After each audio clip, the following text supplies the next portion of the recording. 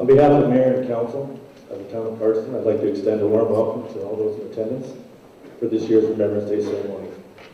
We'd like to extend a special welcome to our veterans and members of the armed forces who are in attendance today, and also a special thank you to our Honor Guard, consisting of our Royal Canadian Legion, membership of the RCMP, Border Services, Emergency Services personnel, Scouts, and our Girl Guides.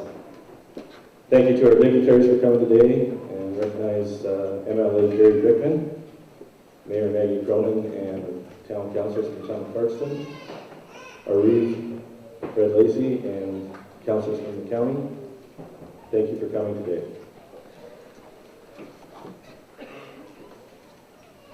I'd also like to, before we get started here, offer a special thanks to those who will be participating in the ceremony today. We'll begin the program this morning with a choral number, One Candle, by Brian Beck and Brian Fisher, sung by the Cardston Elementary School Remembrance Day Choir. After the choir sings, Reverend Murray Spear will give our invocation. Following the invocation, the Cardston Elementary School Remembrance Day Choir will sing Everybody Needs Love by Pepper Choplin. And after the song, Mayor Maggie Cronin will address us.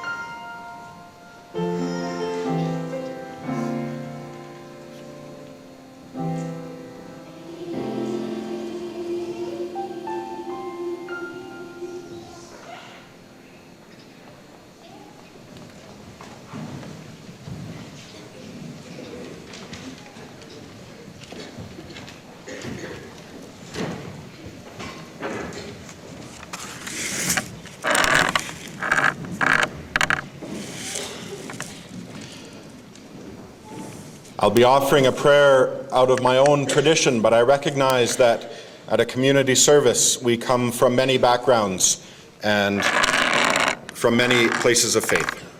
So I invite us all, whatever our background or our convictions, let us open ourselves to the movement of peace and love among us.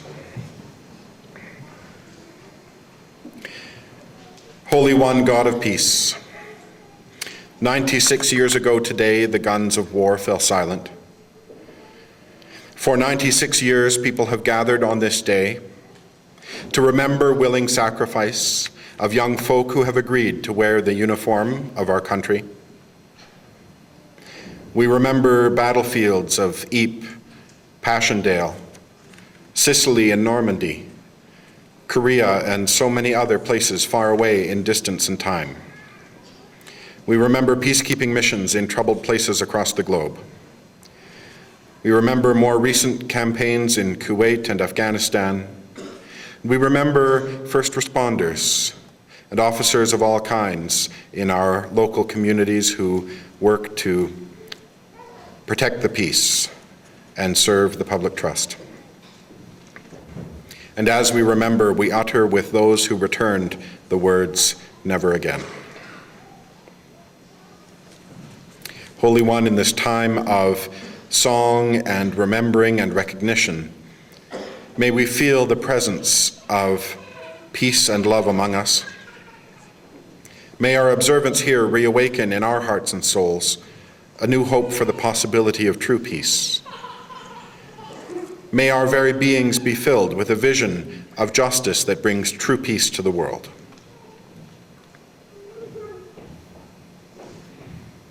We pray each in the conscience of our own hearts and in the name of the Prince of Peace and in solidarity with all who proclaim and pursue peace in the world. Amen.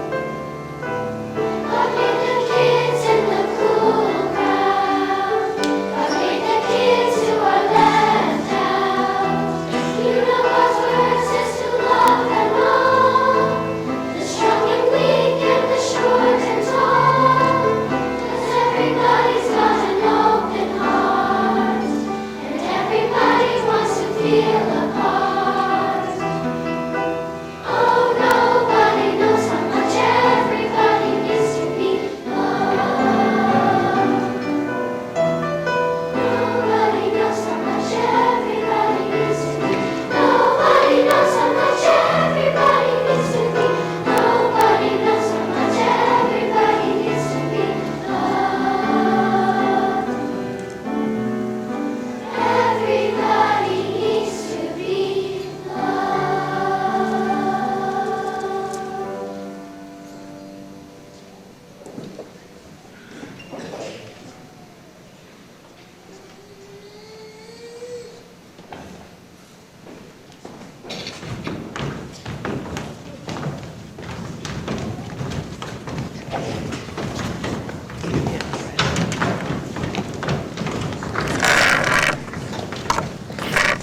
Those children are absolutely wonderful. Thank you.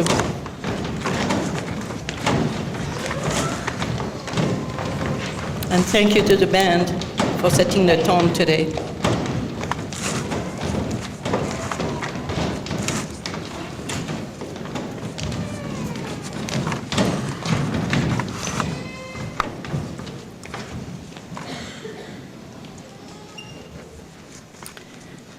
Emily Gary Beckman, Cardston County, Reeve Fred Lissy and councillors, Cardston Town councillors, members of the Legion Honor Guard, veterans, members of the military, members of the RCMP, members of the Border Patrol, members of emergency services, Scouts and Guides, citizens of Cardston and of the county,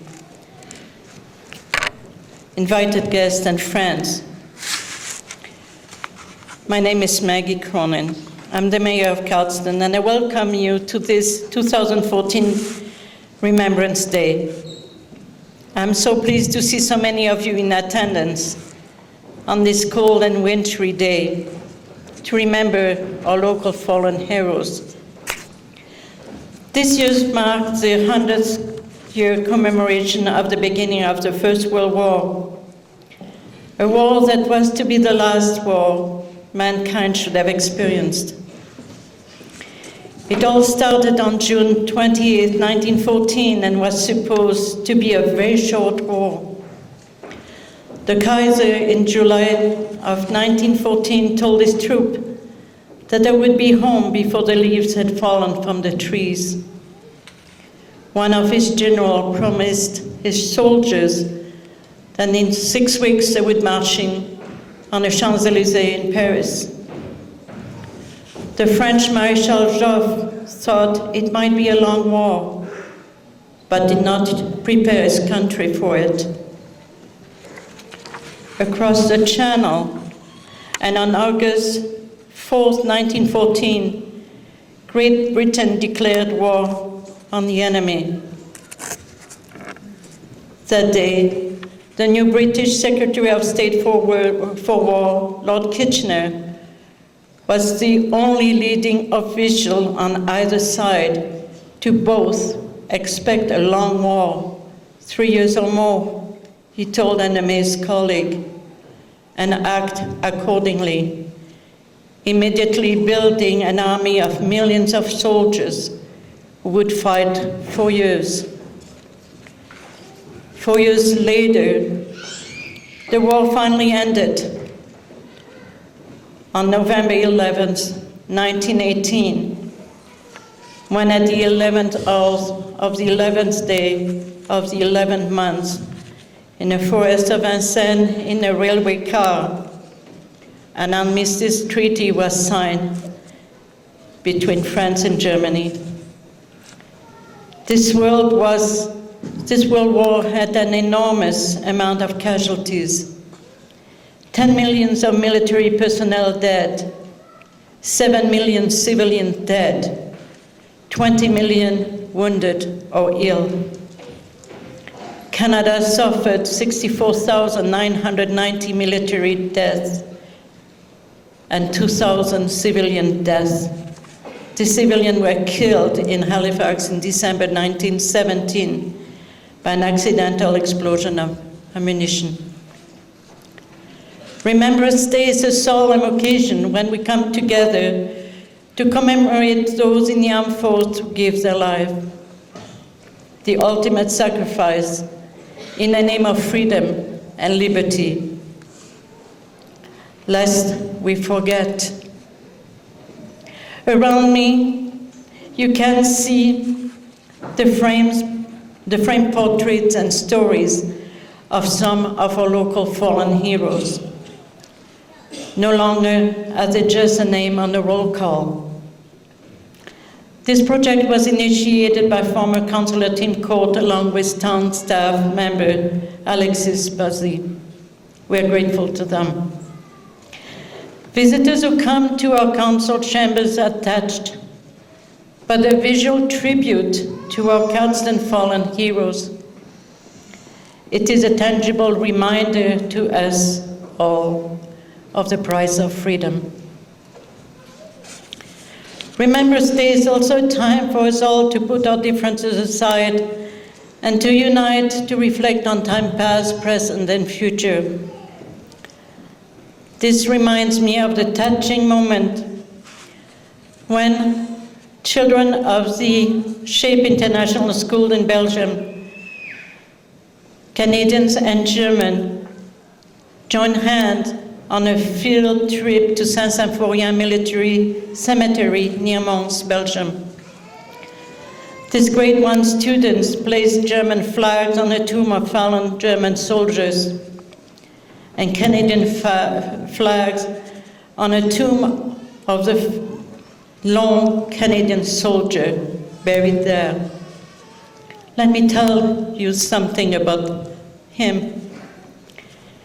Private George Lawrence Price was a Canadian soldier born in Nova Scotia and conscripted in Moose Jaw, Saskatchewan in October 1917.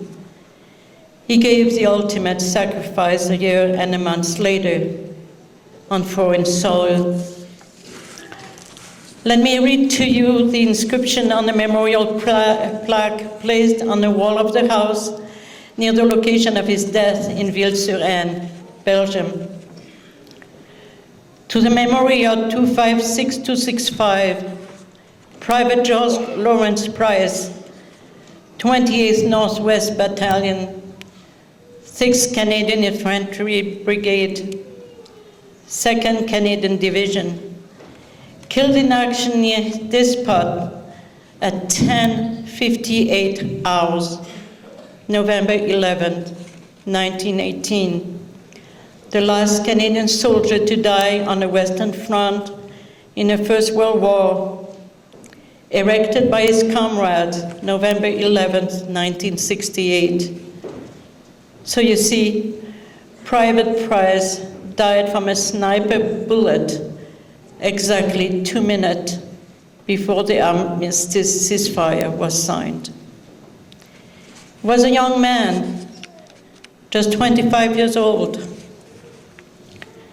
And 50 years after his death, his surviving comrades in arms had not forgotten him.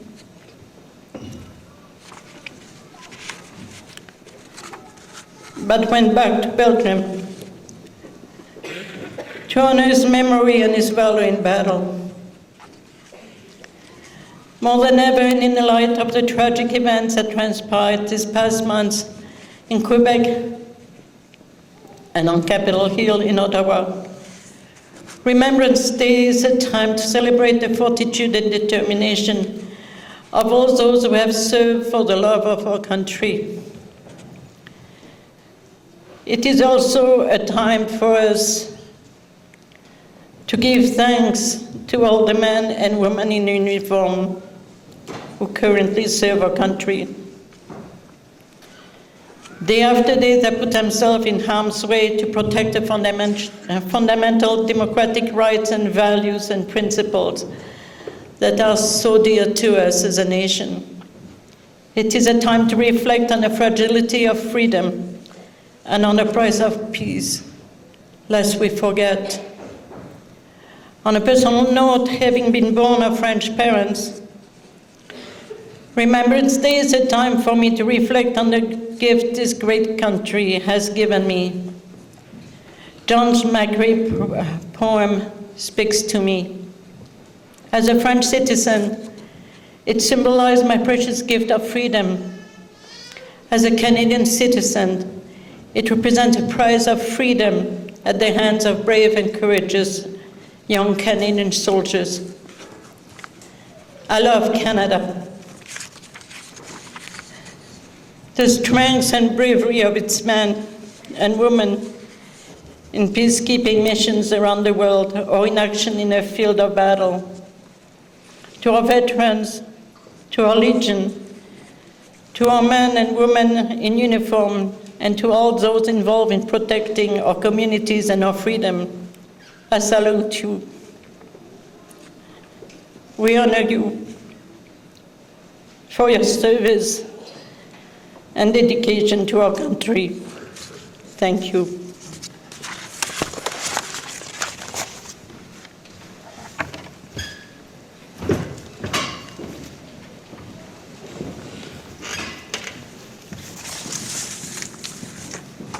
Thank you, Mayor. It will now be our privilege to hear from the Cantress Women's Choir. They will sing Prayer of the Children by Kurt Bester. Following that, we will hear from the CHS Band, directed by Dr. Grant Cahoon. They will play Flourish the Wind Band by Ralph Van Williams.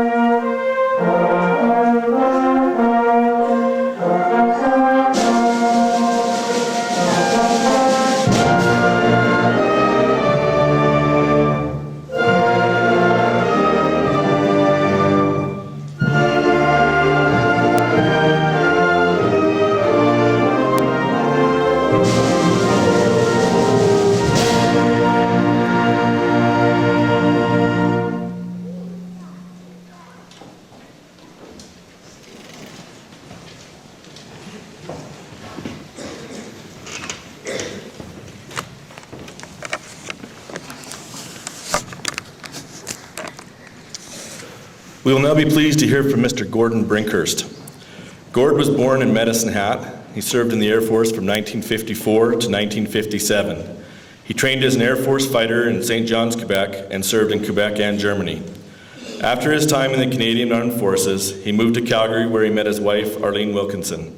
They had 3 children, and in 1976 they moved to Cardston where Gord worked at the Cardston Hospital. Now retired, he continues to serve our community in many capacities. Mr. Brinkhurst.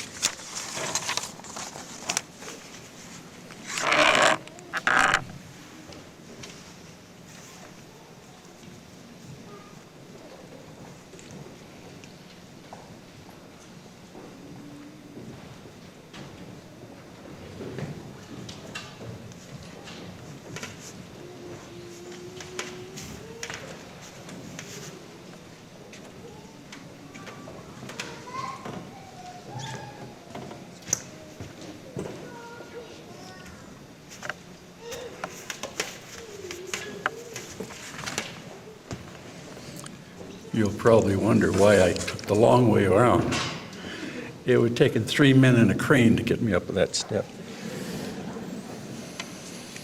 Dear friends and comrades, I'm known to tell stories. Some of my stories are factual. Some of them are fairy tales. Some of them are half and half. The story I'm about to tell you today is half and half. Because this is the centennial of the beginning of the First World War, my talk is going to be on those who died during the First World War. Not that I'm disregarding or dissing, as they say nowadays, any of those who have fought in the military and died since then. Second World War, Korean campaign, Korean War, Afghanistan and other places in the East. I need to speak up a little louder. Thank you.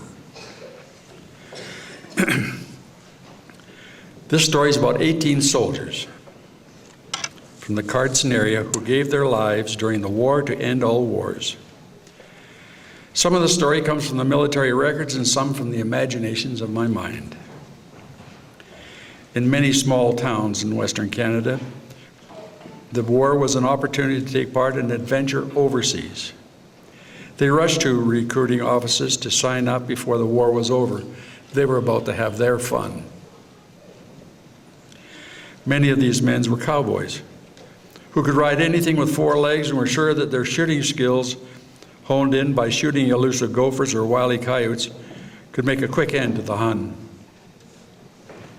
When the train pulled into town, they were told they were going to be going to Valcartier, Quebec. Most of these boys had never been more than 100 miles out of town. And Valcartier, Quebec seemed like a really neat adventure for them. All those French-Canadian girls just waiting for them. Valcartier was a very small military establishment when the war first started. But it soon grew into a city of 32,000 troops and 6,000 horses. You know, guys that had ridden horses all their lives could hardly believe their eyes when they saw 6,000 horses. They said, I can hardly wait to get astride one of those broncs.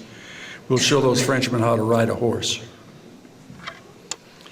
They were surprised and saddened that instead of riding, they learned how to march, polish their boots, press their uniforms, polish their brass buttons, and a whole bunch of things that had nothing to do with shooting the enemy.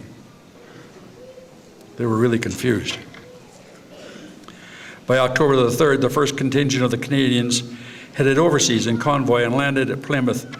Many of these soldiers had recently arrived in Canada from England and seemed anxious to get back onto their homeland.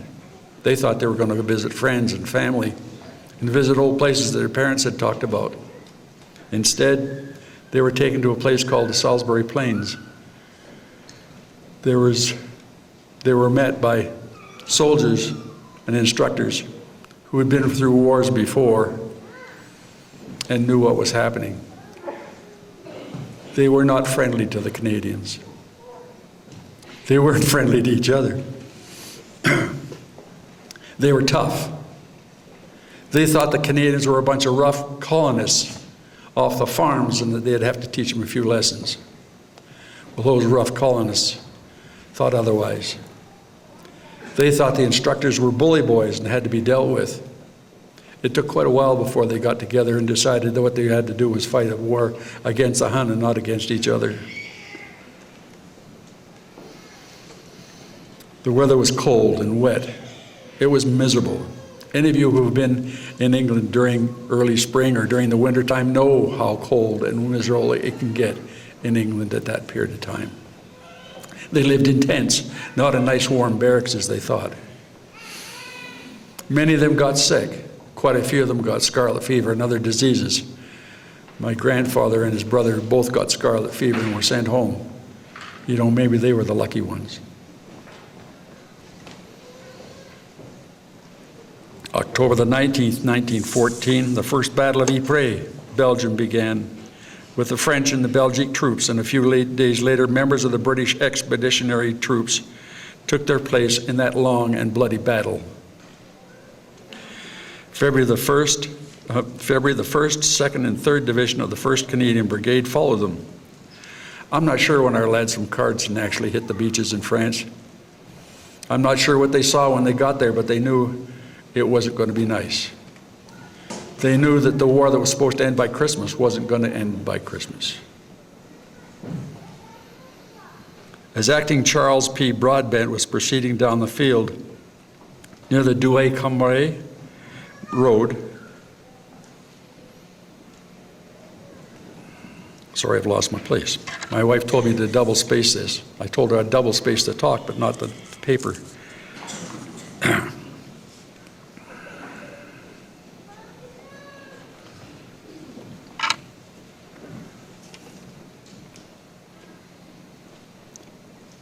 As he walked down that road, a German machine gunner saw him coming and opened fire on him. He had nothing against Mr. Broadbent. His bullets didn't recognize Mr. Broadbent as anything different than anybody else.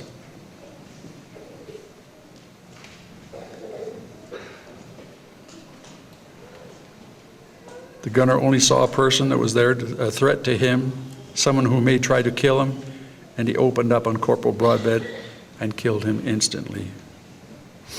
In 1916, Sergeant Henry Carl Briggs was reported missing in action at Courcelette and was later found to be killed 8th of October.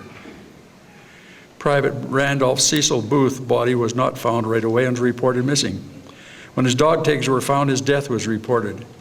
You know, this happened so often when people went missing. In all that mud and grime, with bodies of dead horses and people and barbed wire, it wasn't unusual to lose somebody. And they're still finding them today. Private George Cummingsinger was from Fort McLeod. He was one of the many Blackfoot that joined up. He may have said a small prayer as he rose from the trenches. He did not know if he would live through this battle. If he did, how many would he survive? He asked his Maker to help him be brave and watch over his family. He often thought that he could smell the grass of the plains around his home, and as his first bullets hit him, did he say a prayer as he began his trip to the Sandhills to join his grandparents. Private Horace James Devonish had gained a German trench and has consolidated the site when the roar of an incoming shell blasted near him. The sad part is that shell could have been from his own artillery that didn't realize that that trench had been taken by the Canadians already. Lieutenant Alexander G. Dower was killed during the attack on Vimy Ridge at about 4:30 a.m. A shell exploded nearby and a shell fragment penetrated his stomach. He was rushed to a medical aid station where he perished 2 days later. During that time, did he worry about his folks back home? Did he say a short prayer for his own life? He must have suffered for those 2 days. Did the morphine help? We do not know. What we do know is he had done his share. Private Alfred Gales had struggled through the mud.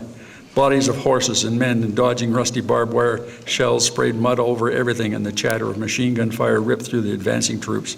And they fell, 2, 3, 4 or more at a time. Some were killed right off, but others were wounded just to fall into a shell hole that took their bodies, and that is where they drowned in muddy shell holes. as Private William Gosher struggled through the mud, he could hear the sounds of the birds who still sung in the tortured branches of a small bunch of trees nearby. Whoever said that this war would be over by Christmas, was that last Christmas or the year before? I've got to get to that next trench, he said, but he never did, as the bullet stopped him in his tracks. Private Cyril Arthur Gooding waited in his trench. He refused the drink of alcohol that was offered the troops before they went over the top. He was nervous, but not really scared. At least that is what he told himself. The waiting was worse than the actual combat. He was among the 1st Division to go over. The captain looked nervously at his watch, and he could see him count off the seconds. The artillery barrage had ceased, and there was almost a dead calm. The captain raises up his whistle to his mouth and gives it a sharp blow. Men scrambled out of the trenches out of both sides of him, and Cyril climbed out right along with them. He barely cleared the edge of the trench when he feels a thump on his chest and he falls. The acrid smell of cordite hangs heavily over him as the mud from a shell falls on his body, and his fingers release his rifle. He's now in his Lord's hand. Private Arthur C. Jackman had left home with a bunch of other guys. He had gone through the rigors of basic training. The advanced training in England had made it into France. He had seen the bodies of other soldiers. He had heard the groans of the wounded and even envied the ones that got their ticket home. He never thought he'd lie in that field with a poppy on his grave, but that is where he is, and once or twice a year, some young person would come by and lay a poppy delicately on his grave. Private Arthur Jensen never thought himself a hero. He just knew he was needed to join up with the others at home. He would miss the sight of the old chief in the early morning and the smell of the fresh cut hay in the summer. The sounds of war were foreign to him, but he was there to do a job, and he did his best to complete that job. But a German shell stopped him from fulfilling that job, and he died. Lieutenant Albert C. Mountain Horse was a member of the Blackfoot tribe. He had volunteered to come over to this war. His ancestors were warriors in the old days. The Blackfeet were well-known fighters. They had beaten the Cree at the Battle of the Coolies near Lethbridge. Albert was a lieutenant, a good man, and a great leader. The noise of shell fire and deadly rattle of machine gun fire did not bother him, but that yellow cloud of poison gas that crept into every shell hole and trench to kill all those in the way sent shivers up his back. In fact, he lived through one gas attack, only to succumb for a second one as the gas burned out his lungs. You were never safe, not even while you were in your trench. Those German gunners were really accurate at times. Private John William Roberts was secure in his trench when an artillery shell dropped into the trench near him. The concussion of that explosion ignited a whole bunch of ammunition and shells that were stored near him in the trench, and they exploded.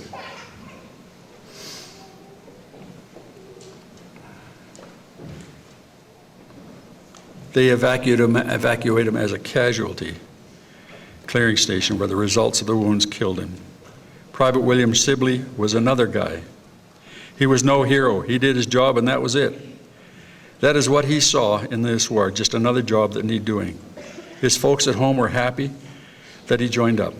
They thought that he should wait for the draft. We're not happy that he joined up. They thought he should wait for the draft and go. But he would have nothing of that. He would join up and do his part. That is what he did until the shell hit him.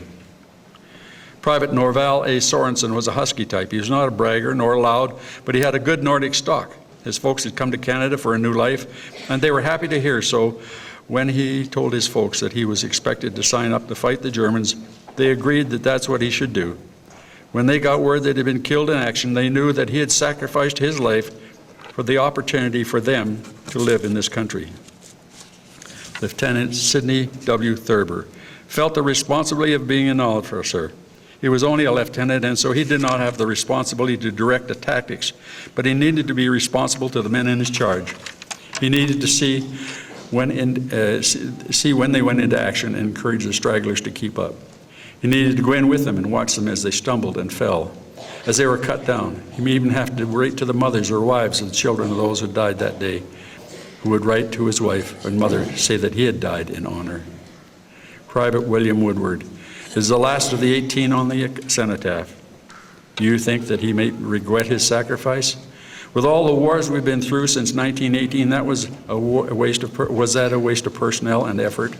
Is any war worth the sorrow and sadness that follows it? Is there any alternative to the killing fields of war?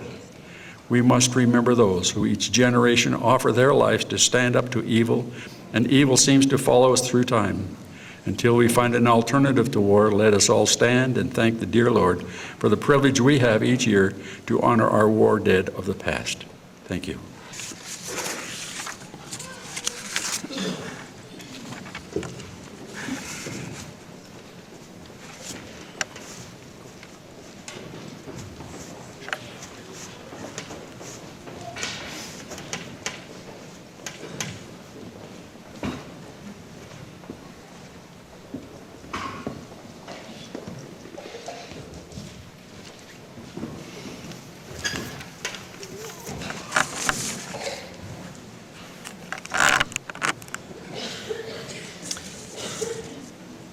Thank you, Gordon. We'll now hear from the Cardston High School Band playing Claire Gunman's Hebrides Suite, Movement 1, after which we will have the Supreme Sacrifice will be presented by Cynthia Mellinson, where she will read all the names of those from Cardston who lost their lives while serving in the armed forces during World War I and II. During that presentation, there will be a slideshow presented that was put together by Bob Pankhurst, and we'll announce the conclusion afterwards.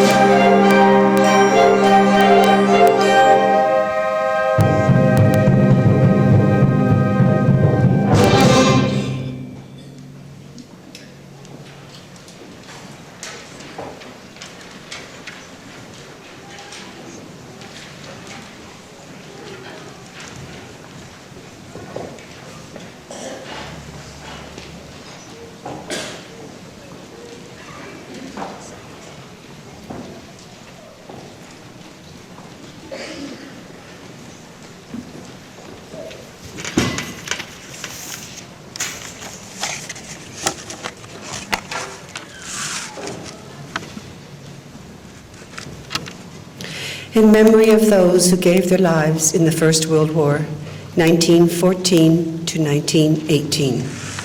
Private Booth, Randall C. Sergeant Briggs, Henry C. Corporal Broadbent, Charles F. Private Cummingsinger, George. Sergeant Devonish, Horace J. Lieutenant Dower, Alexander G. Private Gales, Alfred. Private Gautier, William. Private Gooding, Cyril A. Private Jackman, Arthur C. Private Jensen, Arthur W. Private Levitt, William H. Lieutenant Mountain Horse, Albert C. Private Roberts, John W. Private Sibley, William. Private Sorensen, Norval A. Lieutenant Thurber, Sidney W. Private Woodward, William. Second World War, 1939 to 1945. Private Adamson Ray. Leading Corporal 80 George C. Leading Air Crew Andrus Benjamin M. Corporal Asplund Bernard A. Flight Sergeant Beezer Mark A. Pilot Officer Billingsley Forrest D. Flight Sergeant Blackmore Winston W. Gunner Bowie Walter R. Sergeant First Class Braca Melvin G. Sergeant Bunnage Alvin M. Flight Officer Cahoon Grant A. Sergeant Caldwell Eldon H. Corporal Christie Raymond V. Flight Officer Christie Richard M. Flight Sergeant Crabtree Edmund C. Gunner Curlis Franklin B. Private Davidson Lauren D. Sergeant Davies Arthur C. Warrant Officer Class 2 Davies Lawrence W. Flight Officer Forsyth Thomas R. Corporal Franklin Merton B. Private Goebel Martin E. Pilot Officer Hagan Elmer J. Pilot Officer Hansen Ezra M. Pilot Officer Hansen Milton. Gunner Harwood Lawrence A. Flight Officer Haslam Charles B. Flight Officer Henderson Paul W. Pilot Officer Henninger Frederick H. Flight Sergeant Holland Lloyd E. Flight Lieutenant Curl Eldon E. DFC. Warrant Officer Second Class Law Joseph F. Pilot Officer Levitt Douglas T. Private Lightfoot George L. Private First Class Libert Charles R. Purple Heart. Pilot Officer Libert Dwayne E. Flight Officer Matkin Merlin L. Bombardier Matkin Philip K. Sergeant McMurray Leslie J. Sergeant Motterman Peter J. M. Rifleman Rollins George W. Pilot Officer Robinson Dallas R. Private Chaufert Leslie. Sniper Shattuck George H. Flight Officer Sheen Robert J. Flight Sergeant Thomas Seth M. Sergeant Tyson George P.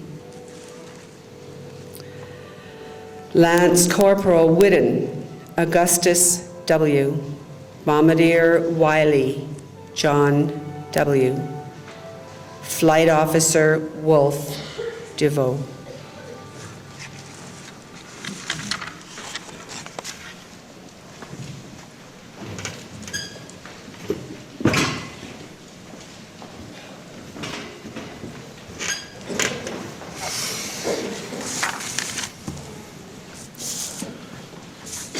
Before we announce the conclusion of our service this morning, I just wanted to announce that reminder that the Cardston and District Historical Society will open the Courthouse Museum to the public for hot chocolate and cookies, and then at noon we'll be showing The Battle for Britain, which is a 52-minute documentary movie on the spirit of the British people during the attacks of Nazi Germany. At 7 p.m. tonight, there will be a special evening of music of the 40s. Will be presented by local talent at the Tanner Center, and everyone is welcome. We'll next hear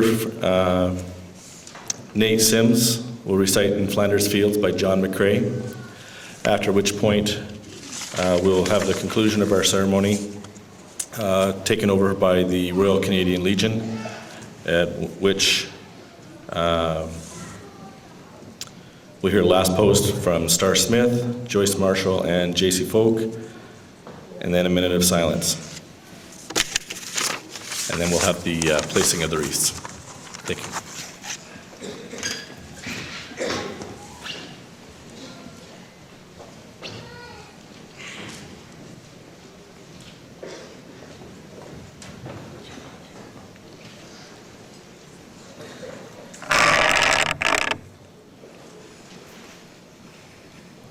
In Flanders Fields by John McCrae. In Flanders fields the poppies blow, between the crosses, row on row, that mark our place. And in the sky the larks still bravely singing fly, scarce heard amid the guns below. We are the dead. Short days ago we lived, felt dawn, saw sunset glow, loved and were loved, and now we lie in Flanders fields. Take up our quarrel with the foe. To you from failing hand we throw the torch. Be yours to hold it high. If ye break faith with us who die, we shall not sleep, though poppies grow in Flanders fields.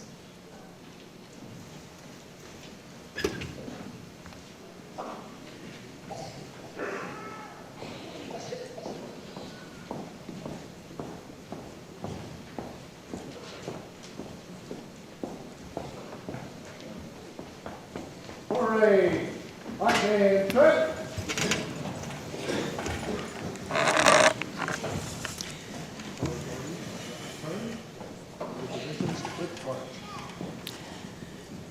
We assemble today to solemnly remember and to pay our respects to our comrades whose death we mourn, but whose spirits still live. May we as citizens of Canada and members of the Royal Canadian Legion be charged anew with the full sense of our duties and responsibilities to our country and to our organization. May we ever strive to uphold the principles of unselfish service, which led us to serve God and country in war and peace, and may we continue even unto death.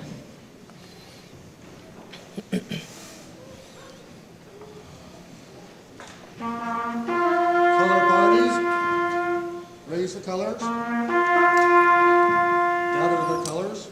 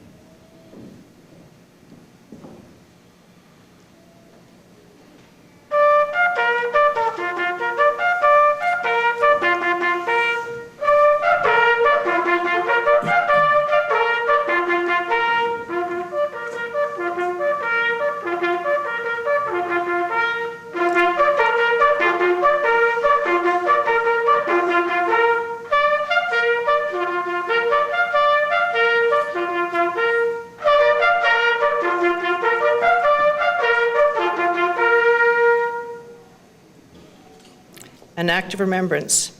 They shall not grow old as we that are left grow old. Age shall not weary them, nor the year condemn. At the going down of the sun in the morning, we will remember them. Color party, place the colors.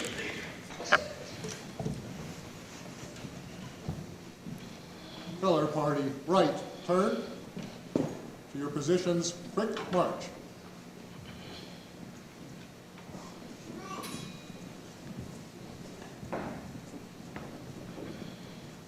Parade, stand at ease. Parade, sit.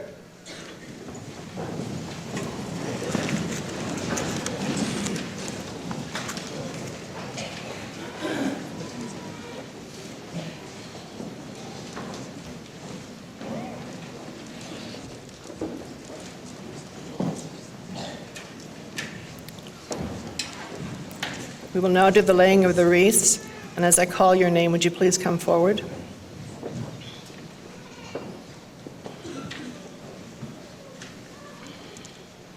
The Motherhood of Canada, Phyllis Stapleton.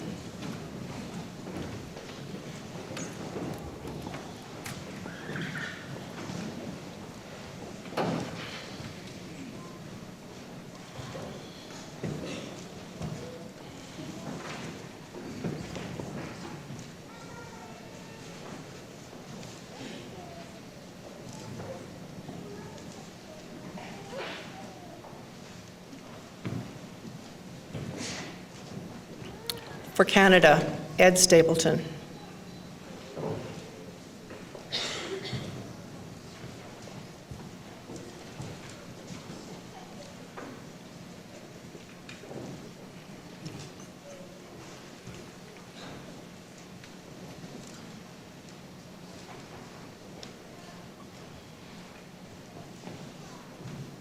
For the province of Alberta, MLA Gary Bickman.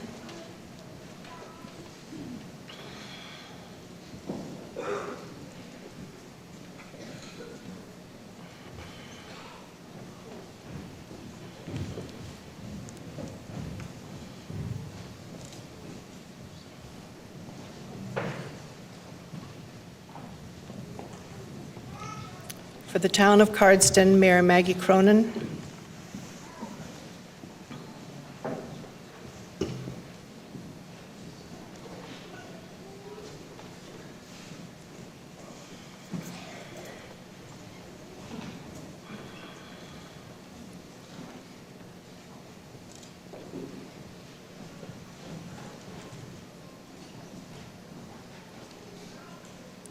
For Cardston County, Reeve Fred Lacey.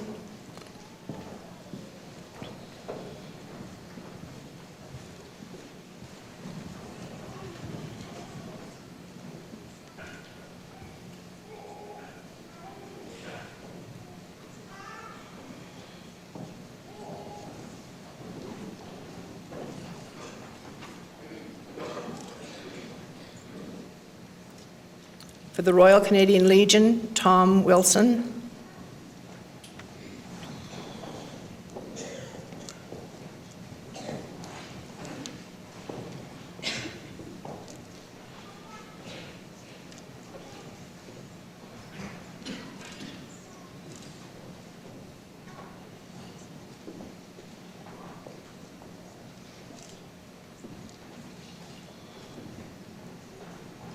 For the Canadian Armed Forces, Nathan Smith.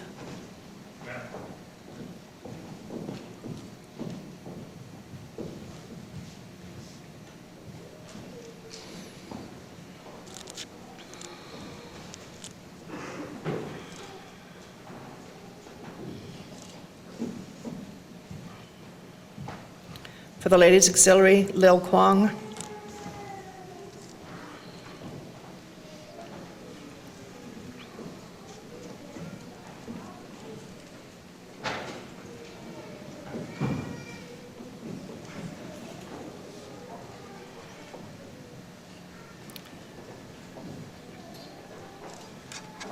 For the RCMP, Sergeant Zane Samaniak.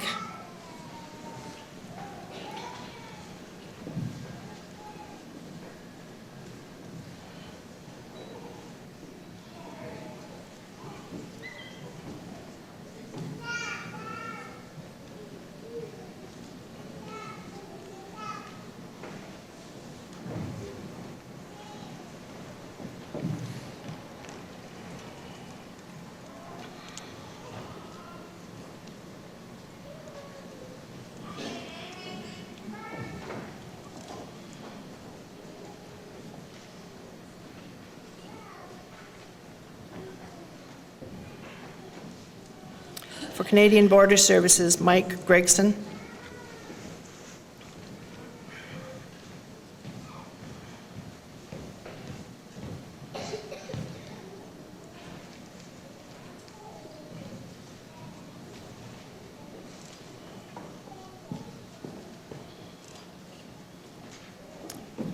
For Cardston County Emergency Services, Joel McMillan.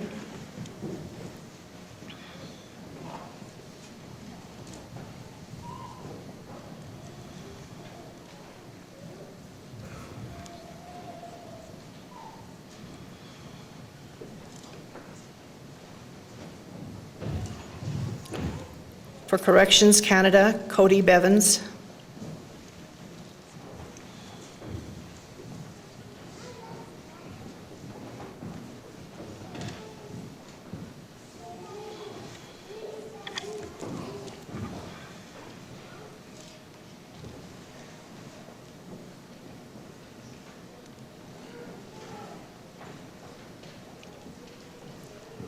For Hong Kong veterans, Cynthia Mellinson.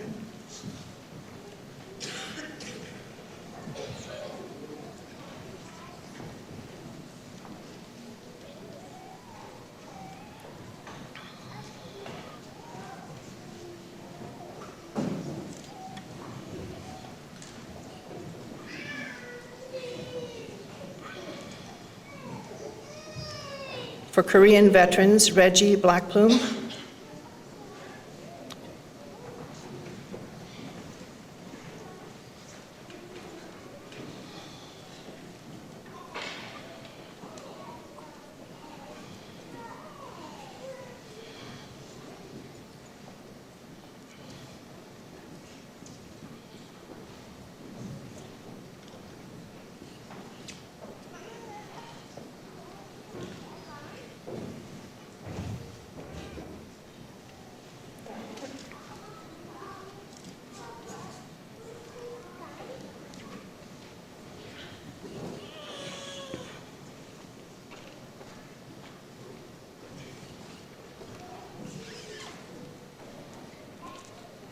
For the Fraternal Order of Freemasonry, Tobias Terrell.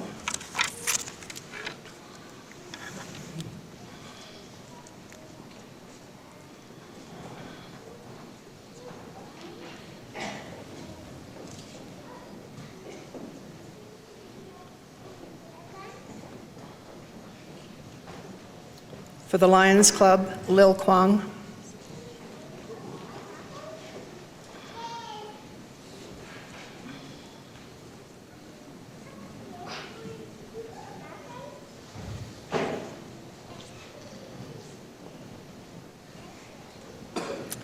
For the Rotary Club, James Henlon.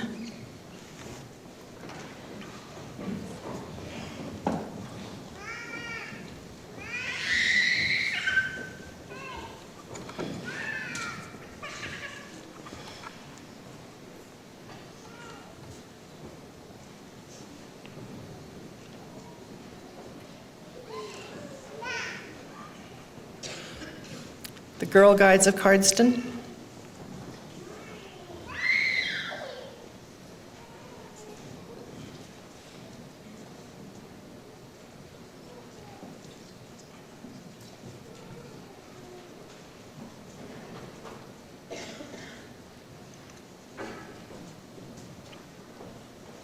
Mountain View Boy Scouts.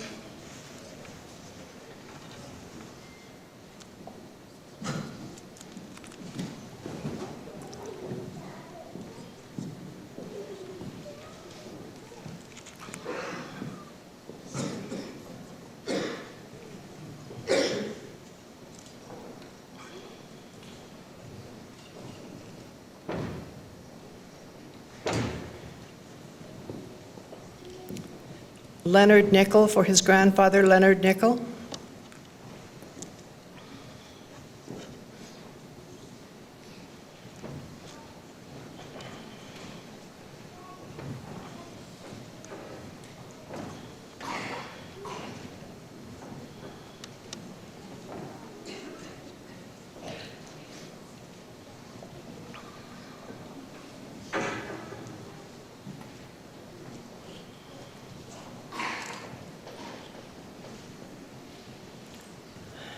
Cody Bevins for his great uncle Alfred Gales.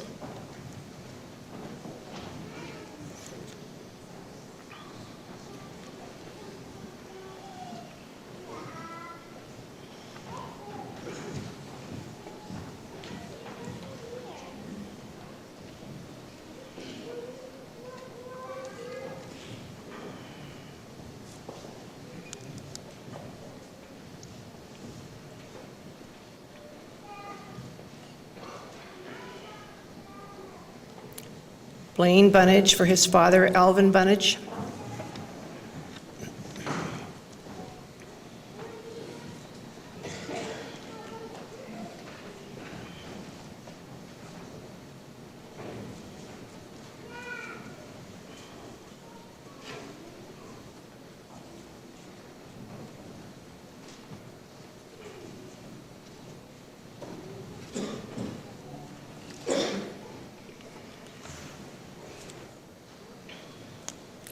Does anyone else wish to lay a wreath?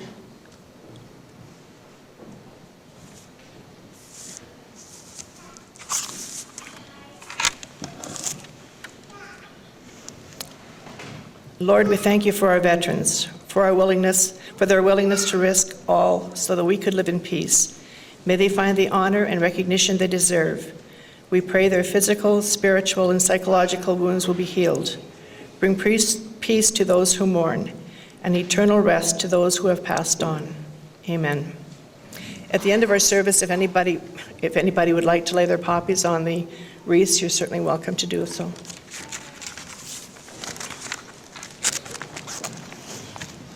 Parade, attention.